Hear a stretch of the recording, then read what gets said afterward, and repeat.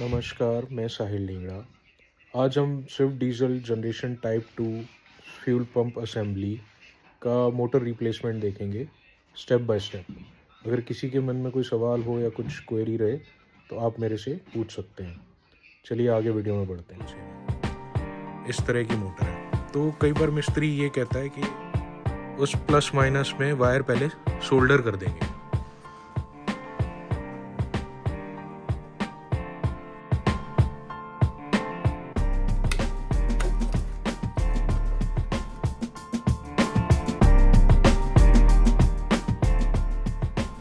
आप निकालते टाइम ये बहुत ध्यान रखें।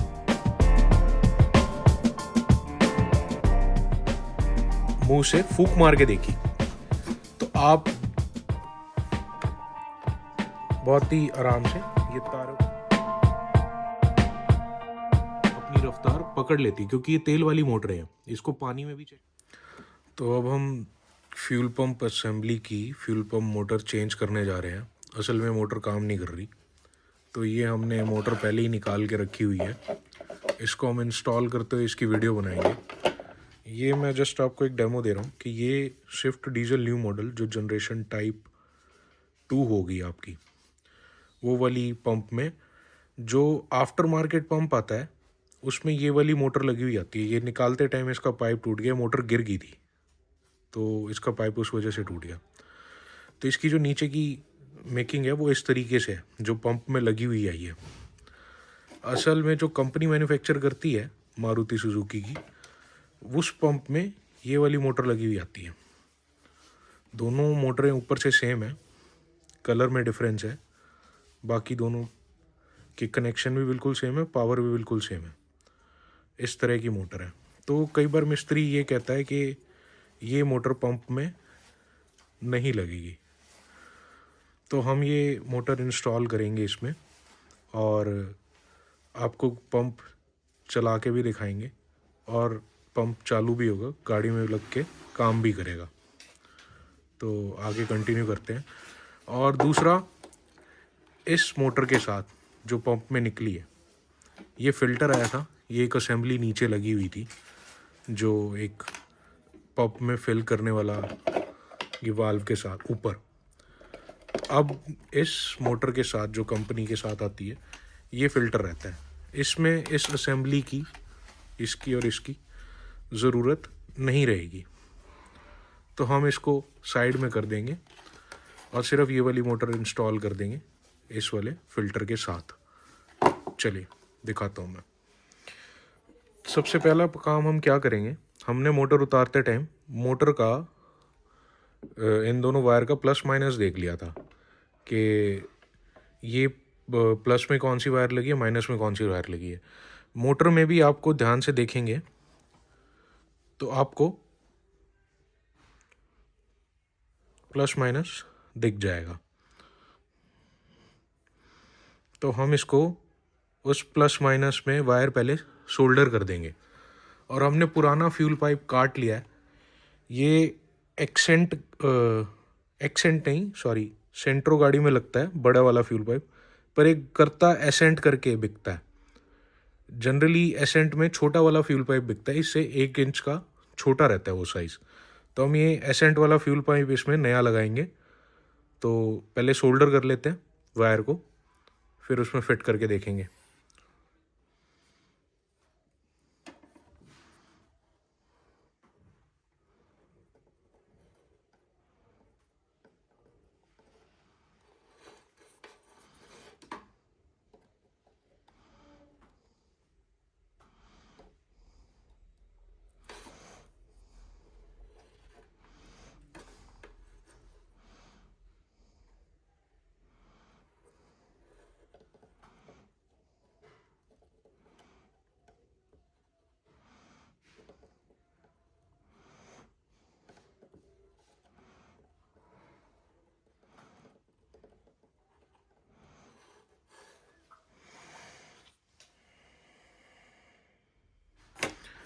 ये सोल्डरिंग हमने कर दी है। एक बार इसको थोड़ा सा इसकी चेक भी कर लें कि ये पक्की तरीके से हुई कि नहीं हुई।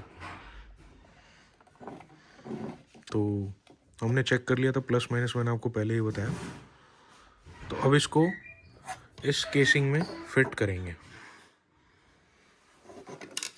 इसको बहुत ध्यान से इस केसिंग में फिट कर लेंगे।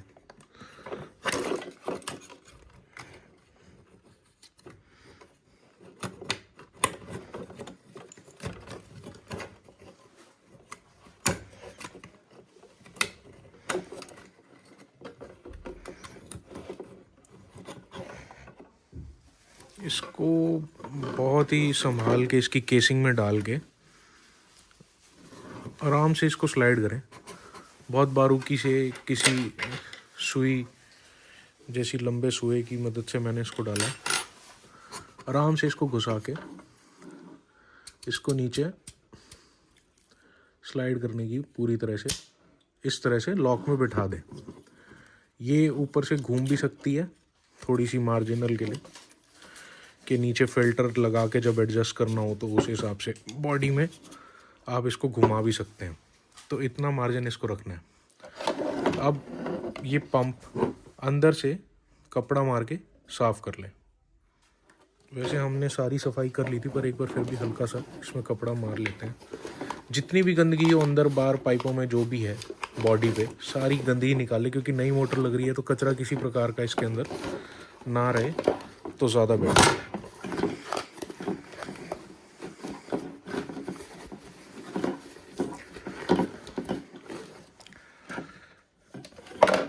नेक्स्ट टाइम मैं कोशिश करूँगा कि आपको निकालते टाइम भी इसकी वीडियो बनाऊँ। एक चीज़ का आप ध्यान रखें कि जो ये बॉडी है, ऊपर का हेड है, ये इसमें इन पाइपों में ये जो नीचे दो ब्रैकेट है इसमें लॉक था, तो ये लॉक है ये दोनों। आप निकालते टाइम ये बहुत ध्यान रखें कि ये इसके 4 खांचे टूटे ना, क्योंकि ये स्प्रिंग जो है स्प्रिंग के साथ लग के इनमें स्प्रिंग डलेंगे, तो ये स्प्रिंग लगने के बाद इस तरीके से ये ऐसे लॉक होगा, अंदर जाके ये अपने आप ऑटो लॉक हो जाएगा। तो ये जब वापस निकालना है हमारे को, जब खोलने मोटर चेंज करने के लिए पंप निकालना है, तो ये बहुत बारीकी से ये चीज़ ध्यान रखनी है कि इसको बहुत ही इस तरह के स्प्रिंग है ये इसमें यहाँ पे लग के इनमें दोनों साइड पे, तो ये वैसे निकलेगा। बड़ी बारीकी से निकालना है और लगाना ही बड़ी बारीकी से। ज़्यादा तेज़ दबाएंगे तो ये लॉक टूट जाएंगे। तो जो थोड़ी सी अपना कंप्रेशन रहती है पंप में टंकी के बाद, जो दब के जिस हिसाब से लगता है, तो वो थोड़ी सी प्रॉब्लम आएगी। अब मोटर को बिल्कुल पूरी तरह से नीचे फिट करने के बाद आप देखेंगे कि लॉक के साथ नीचे वाले लॉक भी लग गए और ऊपर भी पूरी तरह से फिटिंग इसकी आ गई है। ध्यान से देखें ना, तो पूरी इसकी ब्रैकेट में फिट हो चुकी है। तो नीचे इसका फिल्टर लगा लेंगे।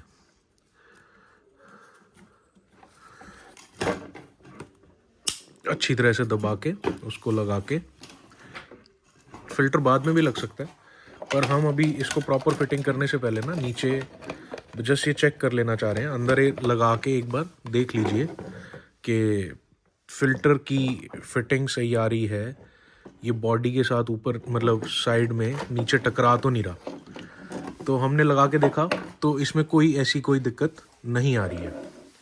तो दूसरा काम हम क्या करेंगे, अब इसमें पाइप लगाएंगे। ये मैंने आपको पहले ही बताया था, एसेंट वाला पाइप है। इसको असल तौर पे वैसे इससे पतला पाइप आता है, जो इसका जो होल रहता है वो थोड़ा सा और पतला रहता है, तो बिल्कुल टाइट फिटिंग आती है। वो मशीन वाली फिटिंग होती है, तो हमारे पास मशीन नहीं है, तो हमने बिल्कुल एग्जैक्ट फिट वाला पाइप लिया। इसको अच्छे से चढ़ा देंगे बिल्कुल नीचे तक। अब हमने इसकी जो सील इंटैक्ट है या नहीं, मतलब जो इसमें लीकेज है कि नहीं, वो कैसे चेक करी। पहले हमने लगा के मोटर में यहाँ से बहुत तेज मुंह से फूंक मार के देखी। तो आप पूरा प्रेशर लगा के मुंह से फूंक मार के देखें, पूरा दबाव बनेगा, लीकेज नहीं होगी, आपको पता लग जाएगा उससे। दूसरा, कई मोटरों में हवा पास होती है, तो हर मोटर में भी ये चेक करने का तरीका सफल नहीं रहता। तो ये Swift diesel new model generation type 2 है, तो उसमें ये अच्छी तरीके से होगा। तो अब इसको बॉडी में भी ये वाला पाइप हम फिट कर देंगे ऊपर हेड में। हमने दोनों तरफ से फूंक मार के देख लिया था। अभी ये इस तरीके से रेडी हो गया। नेक्स्ट काम अब हमारा इसके हेड को, इन रॉड्स को ऐसे ब्रैकेट में फिट करना रहेगा। थोड़ा सा संभाल के काम करना पड़ता है। इसको पहले रॉड्स को लगा के, ये पाइप आपके थोड़े से फ्लेक्सिबल रहते हैं, तो आप इनको बॉडी में ध्यान से लगा के इस तरह से बिठा के और दबा दीजिए। अब ये लॉक हो गया पूरा मामला। ठीक है, ये फिल्टर नीचे से लगा हुआ है, निकल आया। अब इसको हम वापस दोबारा लगा देंगे।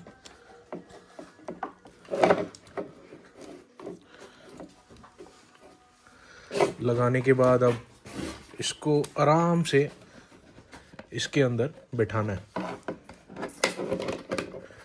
और ये इस तरीके से घूम के जो इसकी अपर बॉडी है, इसकी लोअर बॉडी में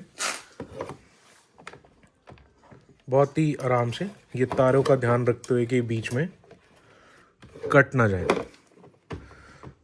इनको लगा देंगे। ये इस तरीके से लॉक लग जाएंगे इनके, यहाँ पे ये और ये यहाँ। थोड़ा सा ध्यान से काम करना है। तो ये पूरा पंप तैयार है। मोटर इसकी चेंज हो चुकी है।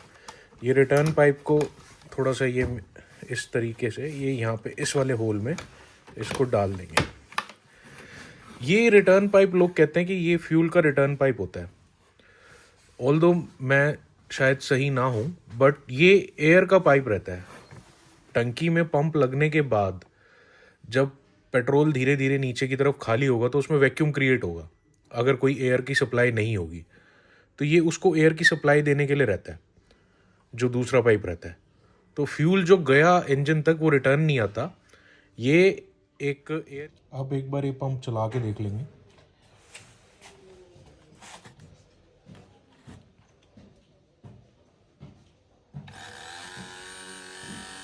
ये पाइप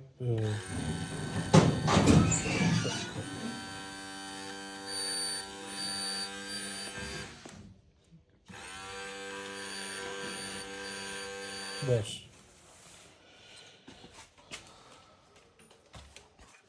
तो इस पंप की टेस्टिंग हो गई है। तो ये वाला पाइप जो है इधर से, ये वाला पाइप ये फ्यूल थ्रो करने का पाइप है। तो जब चला के हम इसको दबा रहे थे, आप ये देख रहे होंगे कि हवा का दबाव मतलब हम जो प्रेशर आ रहा था वो दब रहा था। तो ये हमारे पास प्रॉपर टूल नहीं है, बट एक चेक करने की टेक्निक है कि जो फ्लो आ रहा है अगर आप दबाएंगे प्रेशर बनता है तो इसका मतलब मोटर काम कर रही है और थ्रो सही आ रहा है। और सूखी मोटर को ज़्यादा देर ना चलाएं, सिर्फ चेक करने के लिए होती है। कई बार आवाज़ नहीं आ रही होती मोटर की ज़्यादा, पर चालू होती है, वो डीजल या पेट्रोल में जाते ही अपनी रफ्तार पकड़ लेती, क्योंकि ये तेल वाली मोटरें हैं, इसको पानी में भी चेक नहीं करना रहता। तो ये चीज़ का खास ध्यान रखें। इसके बाद आप इसको टंकी में डाल के चला लीजिए, ये काम करेगा। बस ये ध्यान रखें कि सूखी मोटर को ज़्यादा देर नहीं चलाना होता, बस कुछ सेकंड के लिए, 1-2 सेकंड के लिए चेक करके, दैट्स इट, बस उतना ही है। हमारे यहाँ सभी प्रकार के पंप मिलते हैं। अगर आपको किसी तरह की कोई pump, fuel pump assembly complete या मोटर चाहिए तो आप हमारे को कांटेक्ट कर सकते हैं। मेरा कांटेक्ट नंबर है 7015620226। मेरी एक वेबसाइट भी है krishnasalesmart.com, krishnasalesmart.com। तो उस पर आप ऑनलाइन ऑर्डर भी कर सकते हैं। Thank you.